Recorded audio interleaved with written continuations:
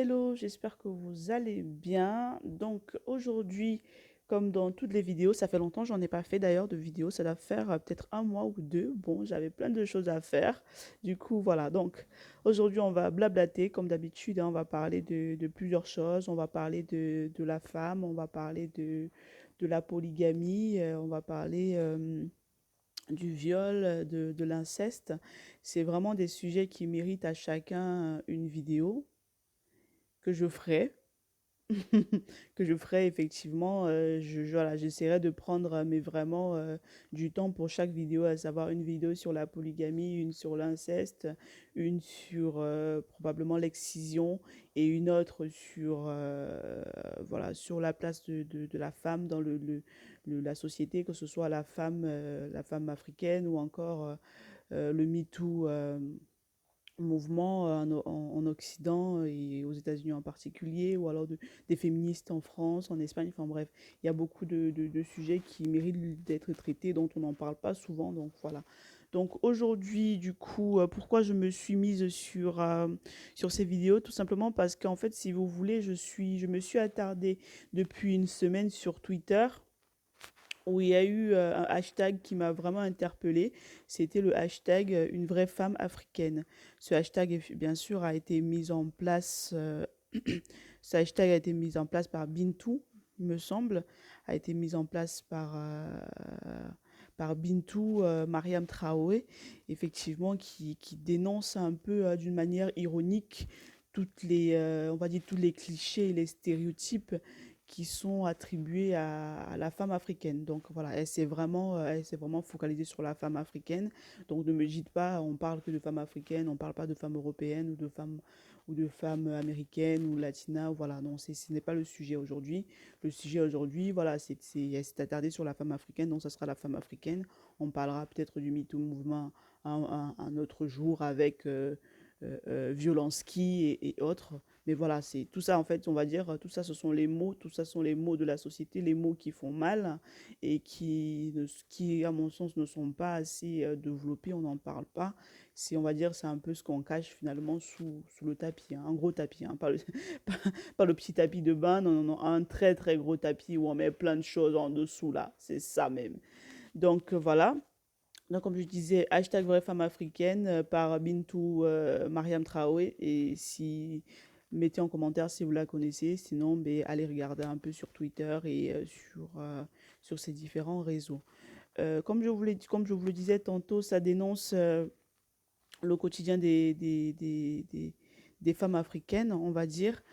Surtout, ce que j'ai envie de dire, c'est que depuis, on va dire, depuis 5 6 7 8 générations, 9 voire 10 générations, les femmes africaines, hein, là, je vais parler vraiment de l'Afrique, je vais parler de l'Afrique centrale parce que, voilà, parce que c'est la partie de l'Afrique que je connais et je ne vais pas, on va dire, je ne vais pas généraliser parce que je ne suis pas allée en Afrique de l'Est, en Afrique de l'Ouest. J'ai été en Afrique de l'Ouest un peu, donc je vais également en parler, mais en Afrique du Nord, j'y étais pas, donc non plus en Afrique du Sud. Donc je vais parler de l'Afrique centrale, un peu de l'Afrique de l'Ouest parce que j'ai effectivement eu à visiter le Togo, le Sénégal, le Mali et donc voilà et le Burkina Faso. Donc j'en parlerai un tout petit peu. Donc voilà, je prendrai comme exemple des femmes que j'ai eu à voir ou j'ai eu à côtoyer quand j'étais dans ces pays-là. Donc comme je disais tantôt, en fait, la femme africaine, la plupart du temps, en fait, est présentée comme quelqu'un de très forte, de très forte, de solennelle, qui supporte tout, qui endure toutes les souffrances et qui est toujours debout, on va dire debout, qui est euh, pas froide, mais qui ne montre jamais ses sentiments et voilà, qui est debout, qui ne se voile pas la face. Et on a l'impression que c'est une femme, en fait, qui est, comment dire, qui peut tout encaisser. Un peu comme une tortue finalement, une tortue dans le sens où, vous voyez, la tortue en fait, elle a une carapace. Et sur la carapace de la tortue, par exemple, si vous jetez un caillou, la tortue, tout ce qu'elle fait, c'est qu'elle rentre dans sa carapace et elle ne fait aucun bruit en fait. Elle se protège par sa carapace et voilà, et le caillou, il rebondit tout simplement en fait. Enfin, ça c'est l'image qui me vient de suite. Je vous avoue que voilà, c'est un sujet que je prends comme ça à chaud. Donc là, voilà, la femme africaine, voilà, elle est présentée comme ça, comme étant une femme forte, soumise parfois. Oui, oui, beaucoup de fois même. C'est une femme qui est soumise, soumise à son mari, soumise à sa belle famille, soumise à ses frères et sœurs, à sa famille. Donc elle est présentée comme ça. Elle est également présentée comme une femme battante, qui se bat que ce soit pour ses enfants, qui se bat pour son foyer, qui se bat pour vivre ou pour survivre, tout simplement. Donc aujourd'hui, en fait, avec ce hashtag vraie femme africaine, on essaie un peu ironiquement, hein, comme je l'ai dit, de mettre en lumière toutes les, tout ce qu'on a pu entendre, toutes les phrases idiotes qu'on a pu entendre, les insultes, les, les insultes qu'on a pu entendre de la part de, nos, de notre famille, de nos copains, maris, frères, sœurs, ou même de nos employés, de nos employés, de nos employeurs. Parce qu'il arrive aujourd'hui, par exemple, moi j'arrive au boulot et la dernière fois, j'avais eu, enfin, je vous ai dit, hein, on va blablater aujourd'hui, on blablate. Je suis arrivée, donc je vis à Bordeaux. Et je travaille pas loin, on va dire, je travaille à Gradignan. Donc, je suis arrivée au boulot, en fait, je suis arrivée au boulot, c'était par rapport à, je travaille dans la communication. Donc mon responsable, hein, le PDG de l'entreprise, a décidé de prendre une agence de communication pour faire un projet spécifique. Donc, quand je suis arrivée, en fait, le mec, il m'expose son problème. Enfin, il m'expose en fait son point de vue, pas son problème, son point de vue. Il me dit, oui, j'ai décidé de prendre cette agence de communication-là. Bien sûr, vous allez la valider après pour ce projet. Et moi, j'étais là, ah, ok. Donc, moi, je dis, bon, je n'ai pas été consultée. Voilà, je ne suis pas montée dans les tours, mais vraiment, tranquillement, je dis, bon, je n'ai pas été consultée. Vous avez déjà fait votre choix ou est-ce qu'on peut mettre cette agence en concurrence? Après, là, ce qu'il me sort, c'est, bon, Santiche, on va aller doucement. Sachez que je sais que vous êtes d'un tempérament très fort. Je sais que vous êtes une vraie femme africaine voilà, qui est un peu brute de décoffrage, voilà, qui dit ce qu'elle pense, voilà, qui est entre guillemets un peu, voilà, un peu sauvage, quoi. Donc, ne vous inquiétez pas, calmez-vous, ne cassez pas tout. Donc, vous comprenez, vous voyez où je veux en venir. J'ai envie de dire que, en fait, tout simplement, aujourd'hui, voilà, la femme noire a une certaine image qui lui colle à la peau. Et cette image-là, en fait, elle est perdue depuis des générations, je dirais, ouais, entre 5, 6, 7, voire 10 générations. Et il faudrait l'enlever. OK? Il faudrait l'enlever et voilà, il faudrait complètement se défaire de cette image-là, parce que c'est une image, en fait, qui n'aide pas du tout. Aujourd'hui, si on te dit, tu es une femme, tu devrais accepter telle chose, parce que tu devrais accepter, par exemple, tu devrais accepter, par exemple, que ton mari te viole. Moi, je choisis de prendre le mot violer parce que c'est ce que c'est. Parce que s'il n'y a pas consentement, il n'y a pas consentement. Ce qui veut dire que si, par exemple, vous êtes avec votre conjoint, votre mari, un soir, au lit, et s'il a envie de faire l'amour avec vous et que vous dites non, parce pour X raisons, j'en sais rien, peut-être que vous êtes mal, peut-être que vous n'êtes pas bien, peut-être que, voilà, il y a autre chose, vous n'avez pas envie, et le simple fait que le mec ouvre vos jambes et vous pénètre juste parce qu'il a envie de se satisfaire, moi j'appelle ça du viol.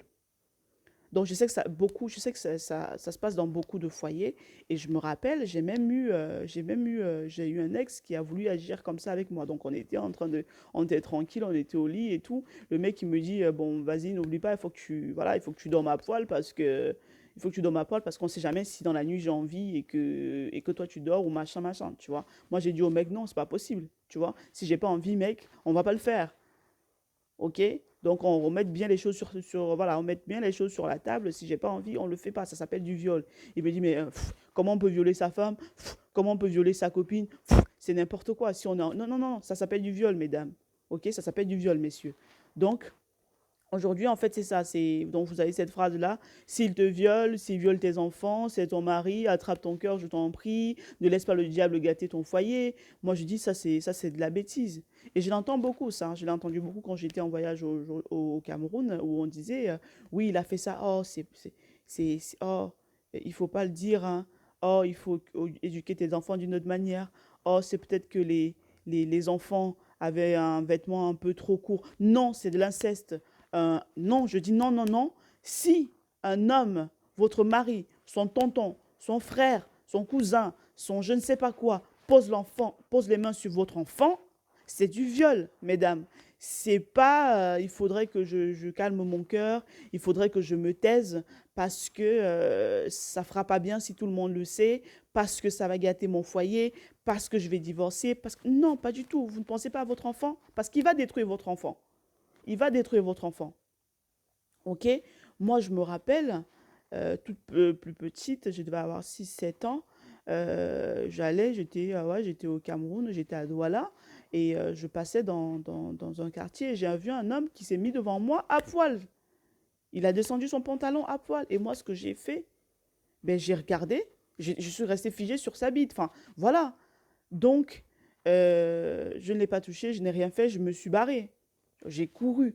Mais ce que j'ai envie de vous dire, c'est qu'aujourd'hui, en fait, à travers tout ça, nos enfants sont traumatisés aujourd'hui. Nos enfants sont traumatisés à vie. Il y en a qui meurent. Il y en a qui meurent de ça. Et il y en a qui, par la suite, ne peuvent plus avoir d'enfants. Il y en a qui sont détruits intérieurement. Donc, mesdames, inutile de vous dire, non, non, c'est mon mari, non, c'est le tonton de mon mari, non, il nous a donné tel argent, telle somme d'argent, donc il faut qu'on se taise. Non, l'inceste doit être dit. OK? C'est vrai que là, franchement, je suis à chaud dans cette vidéo, donc voilà. Mais je prendrai vraiment une vidéo pour l'inceste, une vidéo, et je donnerai des statistiques à ce moment-là. Mais oui, mesdames, si aujourd'hui vous voyez quelque chose comme ça, c'est pas la faute de votre enfant, c'est pas la faute de votre fille, c'est pas la faute de votre garçon, c'est la faute, c'est pas la faute de la victime, c'est celui qui l'a fait. Et celui qui l'a fait, en l'occurrence, si c'est le tonton, si c'est le grand-père, si c'est le papa, si c'est je sais pas quoi, le voisin ou quoi, vous devez agir. Vous devez agir. Vous ne pouvez pas laisser votre enfant comme ça. Vous ne pouvez pas laisser votre enfant comme ça juste parce que vous voulez sauver votre ego, juste parce que vous voulez sauver les apparences, juste parce que vous avez dans votre cœur les qu'en dira-t-on. On n'en a rien à faire de ça. Parce qu'au milieu, il y a un être vivant, il y a un être humain qui souffre après et qui est marqué à vie. OK? Donc ensuite, je m'emporte, oui, mais parce que je suis chaude là, je suis hyper chaude.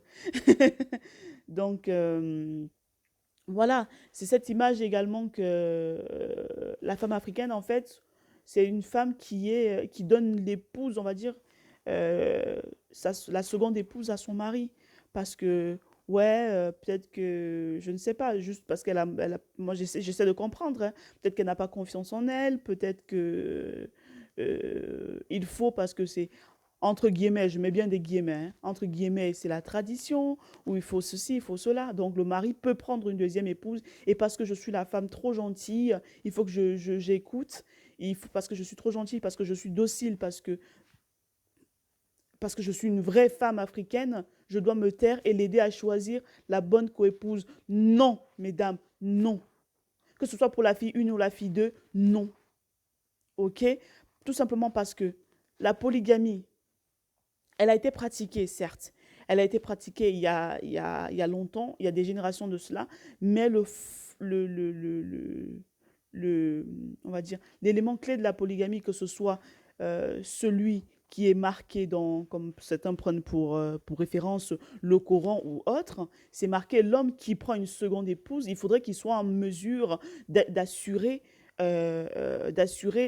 la première et la seconde, c'est-à-dire d'assurer financièrement parlant, physiquement, sentimentalement parlant, qui puisse aussi prendre soin des enfants, et que tout soit partagé de manière purement et simplement égalitaire, que tout soit divisé, et que la première et la deuxième aient tout pareil. OK?